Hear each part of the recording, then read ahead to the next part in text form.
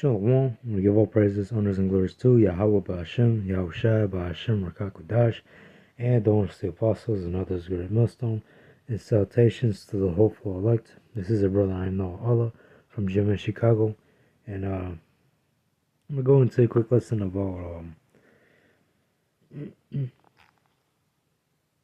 Israel will possess the kingdom, right? And I'm gonna start with Daniel chapter 2, verse 44. And there, the kingdom to come is going to be an everlasting kingdom, all right. And right now, we're living in the last days of Esau's rulership. But nonetheless, here's Daniel chapter 2, verse 44. And in the days of these kings shall the power of heaven set up a kingdom which shall never be destroyed, and the kingdom shall not be left to other people, but it shall break in pieces and consume all these kingdoms, and it shall stand forever. And that kingdom that's going to stand forever is going to be the kingdom of Jerusalem, the kingdom of Israel, all right, which is yet to come.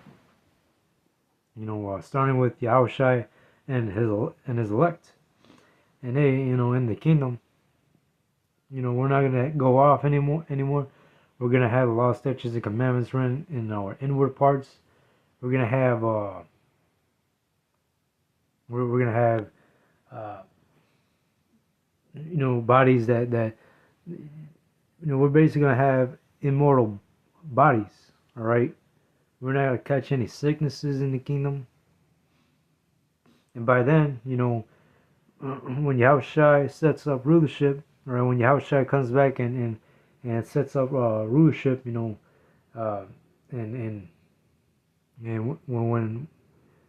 when he brings his elect on top, all right, we will all be under the new covenant by then, all right.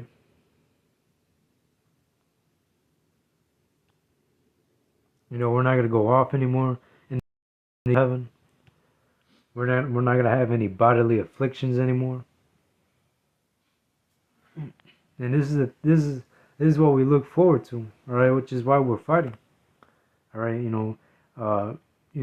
Trying to fight for our crown. The Yahushua is all right. Doing his work. Going out there to do the Lord's will. Right, there's a great reward coming for us, hopeful elect.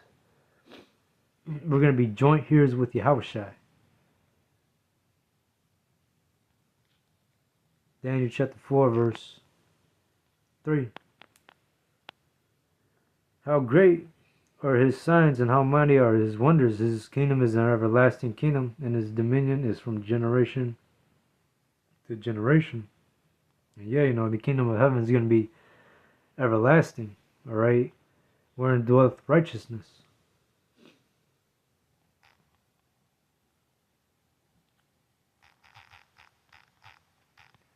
Daniel 7 and 9. And they in Daniel 7, is going ahead as you were reading from verse 1 to verse 8. It's talking about the four beasts. The four empires: the Babylonian Empire, the Medo-Persia Empire, the Greek Empire, and the Roman Empire. And the Roman Empire is here in Babylon, right? Babylon is the revival of the Roman Empire. You look at the 25 quarter, right? You see George Washington's head, and the other side of that quarter you see the eagle. Same thing with Julius. This is Caesar's. The Julius Caesar's shekel. You have Julius Caesar's face on one side, and on the other side is the eagle.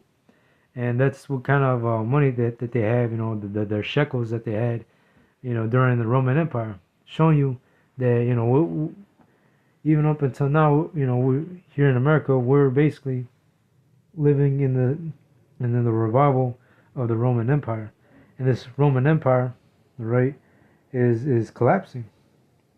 How do we know? It's through the prophecies. When you see Esau divided against himself, how shall he stand? All right, when the kingdom is against himself, how can that kingdom stand? Right? You know, that's prophecy in the scriptures. But anyways, there's Daniel chapter 7, verse 9. I beheld till the thrones were cast down, and the Ancient of Days did sit. The Ancient of Days is speaking about Yahushai, whose garment was white as snow, and the hair of his head like the pure wool, and his throne was like the fire of flame, and his wheels as the burning fire. A fiery stream is issued and came forth from before him. Thousands ministered unto him, and 10,000 times 10,000 stood before him, and judgment was set, and the books were opened. Verse 11, and I behold then, because of the voice of the great words which the horn spake, I beheld, even till the beast was slain, and his body destroyed and given to the burning flame. And when the Lord returns to the world which he made, he's going to come back in his chariots, with his chariots. All right? He's not going to come back with peace. He's going to come back with vengeance upon these 2/3, the heathen nations, and especially Esau. And as you read right here, I beheld even till the beast was slain, and his body destroyed and given to the burning flame. And that's a future prophecy that is going to happen real soon here in America. America is going to be burnt with nuclear fire, and by the way of the angels in their chariots, right, by those laser beams. Verse 12, as concerning the rest of the beasts, they had their dominion taken away, yet their lives were prolonged for a season and time. And all these other rulerships had their time to rule, and basically, Israel, us so-called blacks, Latinos, and Native Americans, we were under captivity, under these heathen nations, right? We went into the Babylonian captivity, the Greek,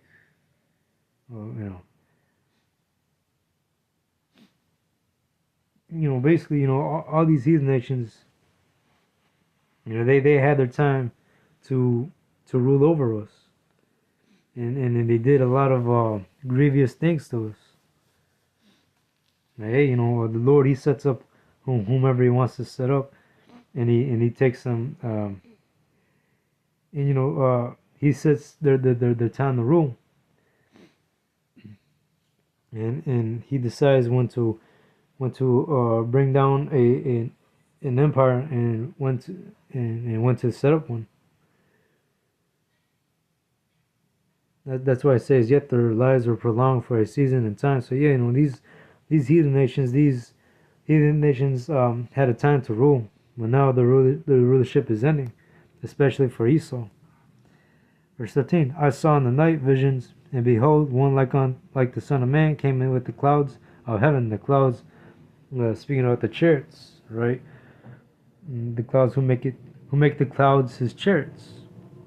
Alright, because when Yahushua cracks them clouds, Yahushua is going to return with his chariots.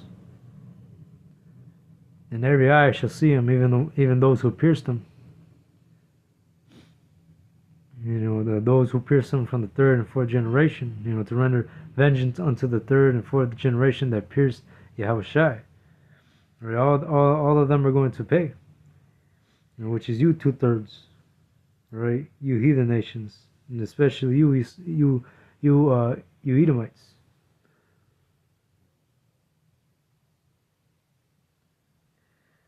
Of heaven, and came to the Ancient of Days, and they brought him near before him, and there was given him dominion and glory and a kingdom, that all people, nations, and languages should serve him, His dominion is an everlasting dominion which shall not pass away, and his kingdom that which shall not be destroyed. And hey, you know, we're at Esau's end of the world, and Jacob is the beginning of the one that followeth after. All right, which is yet to rule real soon. And like again, the kingdom that Yahushua is about to establish is going to be an everlasting kingdom wherein dwelleth righteousness. You know, the kingdom is going to stand forever and ever, as it says here in verse 17 through 18. These great beasts, which are four kings, which shall arise out of the earth, and the four beasts. Speaking about the four empires. The Babylonian, Medo-Persia, Greek, and Roman Empire. But the saints of the Most High shall take the kingdom and possess the kingdom forever, even forever and ever. And that's right. Proof showing you that the kingdom of heaven that is yet to come is going to be forever.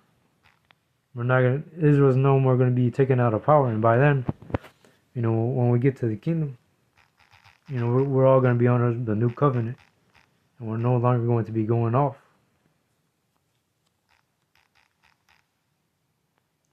Psalms 145, verse 13.